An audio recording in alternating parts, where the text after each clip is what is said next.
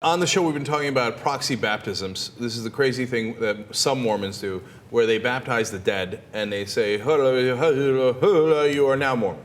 Okay, they've done it to Anne Frank. They did it to Simon Wiesenthal's parents. Okay, and the Jews and the Mormons made a deal in 1995 where Mormons said, okay, we won't do this proxy baptism to Jews anymore. We'll do it. We'll kidnap other people's ancestors, but while after they're dead. And they did it to the Romney in-laws too. Right.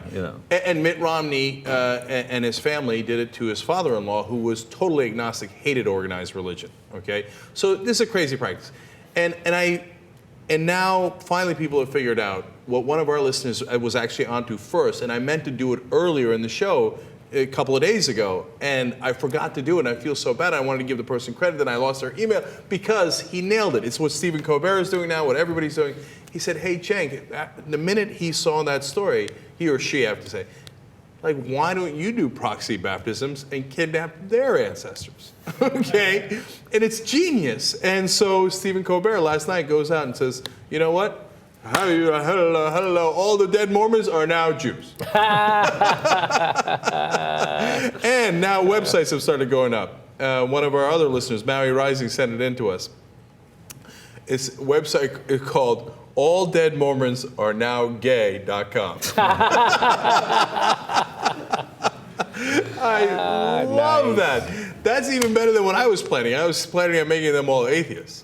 So that they, but because if you make them atheists, they disappear. Oh, that's right. You see what I'm saying? Onto their stars. Right, because they're in the afterlife and they're hanging out with Mormon God or they're hanging out with Jewish God or whatever's happening. And then I go, hey, hello, you're all atheists. Oh, no. God. Yeah, I grew up Catholic, Cenk, so every time I see the people in the gowns and the hats and the thing, it just always to me it's like, oh, it's just grown-up Dungeons and Dragons, and that this is the one we believe. Look, that one's real. The Dungeons and Dragons make fun of, but this one's real.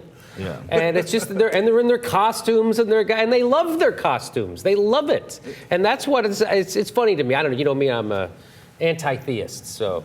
Yeah, I know, me too, and that's why I think the Catholic Church, et cetera, and evangelists like Pat Robertson are so threatened by things like Halloween, Lord of the Rings, Harry Potter, because they're like, those are, we're the ones who play dress up. What are these guys doing? Yes. And we're the ones that do magic. We're the guys that walk on water. What the hell is this Harry Potter doing flying on a broom? Yes. Okay, we invented that stuff, right?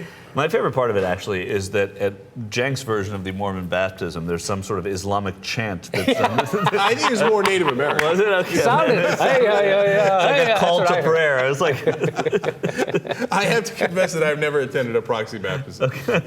I don't know if you could tell. I would love to go to a proxy baptism. Are you kidding me? It'd be the funniest thing in the world. Yeah. So Jimmy was asking during the break, what do you do, right? I don't know what they do for people like Anne Frank, who are long gone, but for Mitt Romney's father-in-law, they had a stand-in, a male member of the family, probably one of his sons, and they do like a ritual cleansing and stuff. I hope the dude was clothed, right, I mean, if they're rubbing oils all over him and stuff, it can get really freaky. Yeah. And I can see people getting upset about that, because that really works.